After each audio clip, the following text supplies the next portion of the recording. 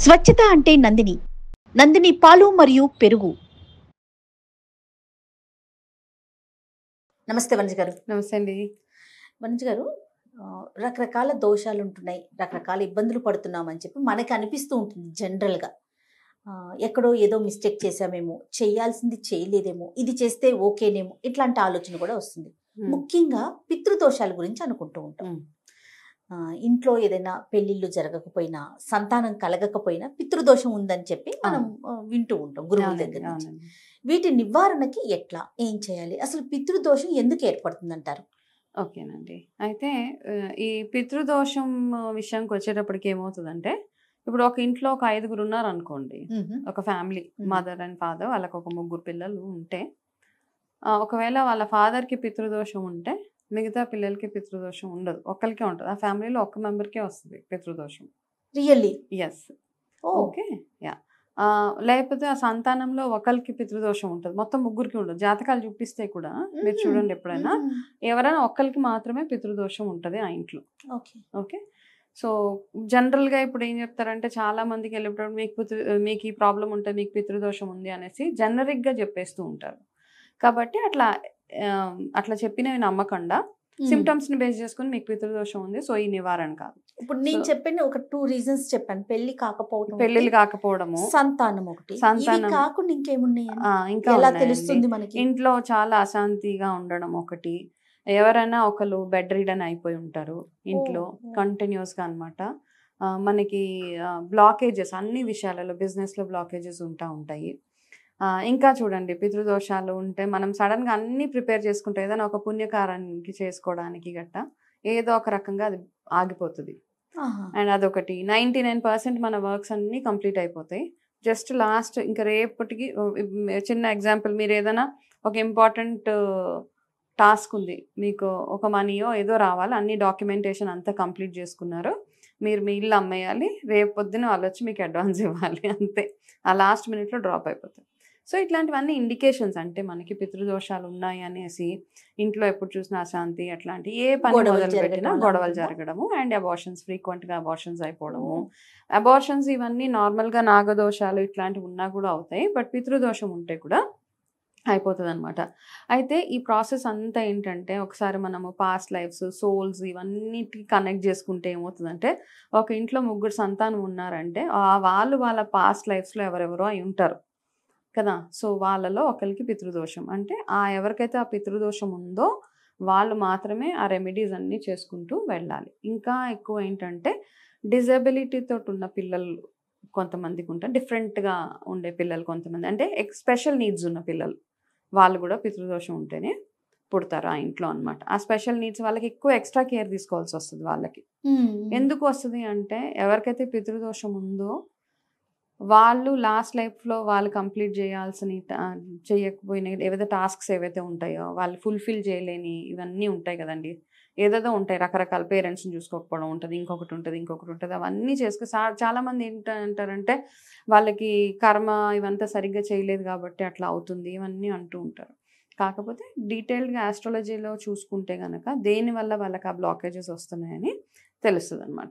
So దాని గురించి మనము ఈ సోల్స్, లాస్ట్ లైఫ్స్ అవన్నీ ఇంకా డీటెయిల్డ్గా మాట్లాడదాం, అది చాలా డెఫినెట్గా అవుతుంది. అయితే ఇప్పుడు స్పెసిఫిక్ టు పితృదోషం ఉన్న వాళ్ళు ఏంటంటే, ఇట్లాంటివన్నీ ఉంటే, ఇప్పుడు అవి ఉంటేనే ఇట్లాంటివన్నీ, ఇప్పుడు నేను అన్నాను కదా కొంచెం స్పెషల్ నీడ్స్ ఉన్న పిల్లలు పుడతారు, అట్లాంటివి కూడా ఉంటాయి. సో అట్లా ఉన్నప్పుడు ఒక్కసారి జాతకాలు చూపించుకొని ఏమేమి రెమెడీస్ చేయాలి అంటే, నేను చెప్పే సింపుల్ రెమెడీస్ ఏం చేయాలి, మామూలుగా వాళ్ళకి మనము రెగ్యులర్గా ఆబ్దికాలు అవన్నీ చేస్తూ ఉండాలి. చాలామంది ఏంటంటే, మాకు ఆనవా లేదని ఆపేస్తూ ఉంటారు.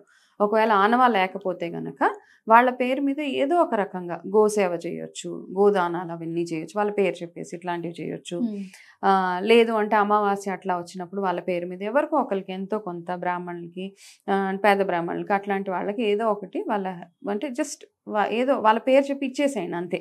పెద్ద పెద్ద పూజలు చాలామంది అంటారనమాట, మాకు ఆనవా లేదు, అది చేసిన తర్వాత మాకు ఇంట్లో ప్రాబ్లమ్స్ స్టార్ట్ అవుతున్నాయి. అట్లా ప్రాబ్లమ్స్ ఏమి స్టార్ట్ అవ్వవు. యాక్చువల్గా ఏంటంటే, పితృదేవతలు కాబట్టి మనకి భగవంతుడి ఆశీర్వాదం ఎంత ఇంపార్టెంటో, ఆ పితృదేవతల ఆశీర్వాదం కూడా అంతే ఇంపార్టెంట్ అనమాట. సో ఈ పితృదేవతలకు పూజలు చేసేటప్పుడు జనరల్గా ఏంటంటే మనము మన తాత, మా నాన్న వాళ్ళ నాన్నగారు, వాళ్ళ నాన్నగారు అట్లా కాకుండా మీరు మనసులో ఒకసారి ఏం చేయండి, మీ జన్మలు ఎన్నైతే ఉన్నాయో, మీరు ఏ జన్మలో ఎప్పుడు ఎక్కడ ఎలా ఉన్నారో ఎవరికీ తెలీదు. ఇదే ఫ్యామిలీకి సంబంధించి మాత్రం డెఫినెట్‌గా కాదు. కాబట్టి మీరు చేసిన మిస్టేక్స్ ఏవైతే ఉన్నాయో అవన్నీ తొలగిపోవడానికి గాను పితృదోష నివారణ పూజలు అట్లాంటివన్నీ చేస్తూ ఉంటారు.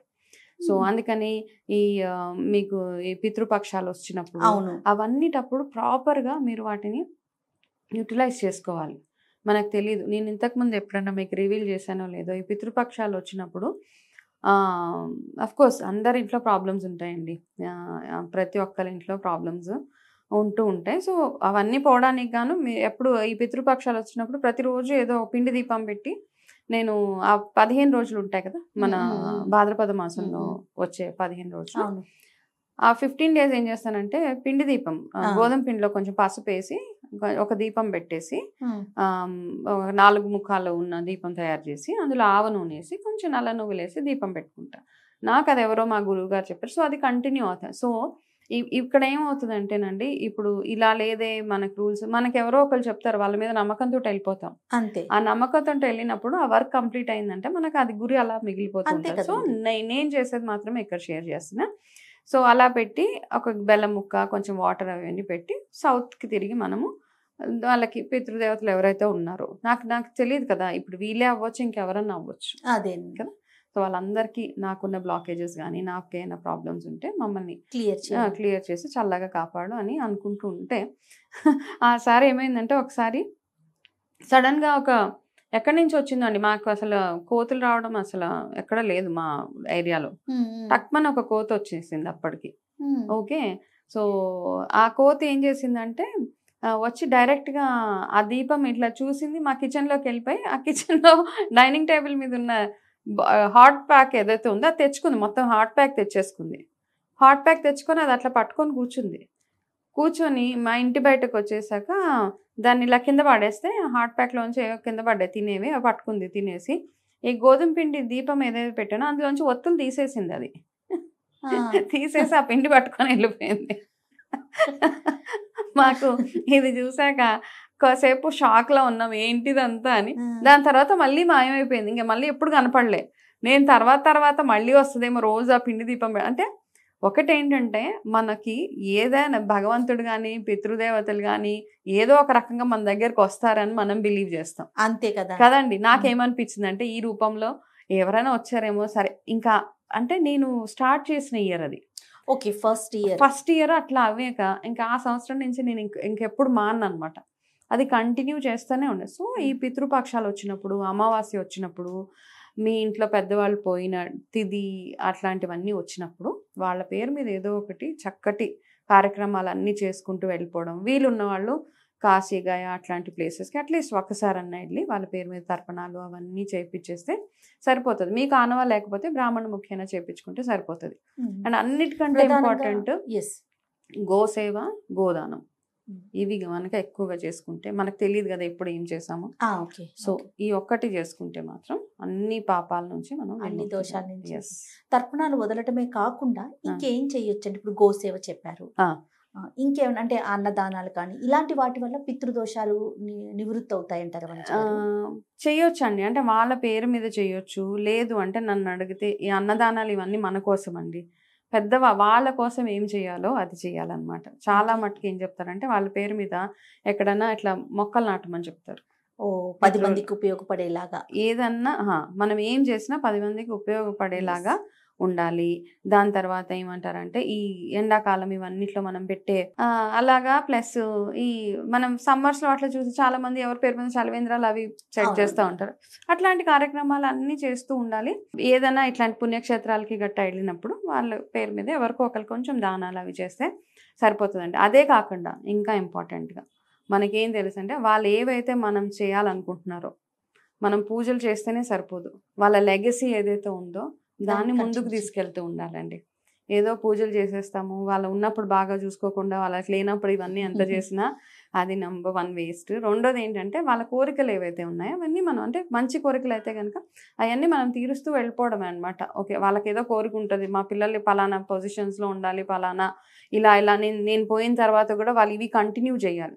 వాళ్ళు ఏవైతే కంటిన్యూ చేశారో ఆ లెగసీ కంటిన్యూ చేయాలని చాలా మందికి ఉంటుంది. అవును. సో అది కంటిన్యూ చేయగలగాలి. అట్లా ఉంటే వాళ్ళు హ్యాపీగా ఉంటారు ఎక్కడున్నా, అండ్ వాళ్ళు దీవిస్తారు మనల్ని. అంతే. Right. Thank you so much అండి. నమస్తే నమస్తే. అండి.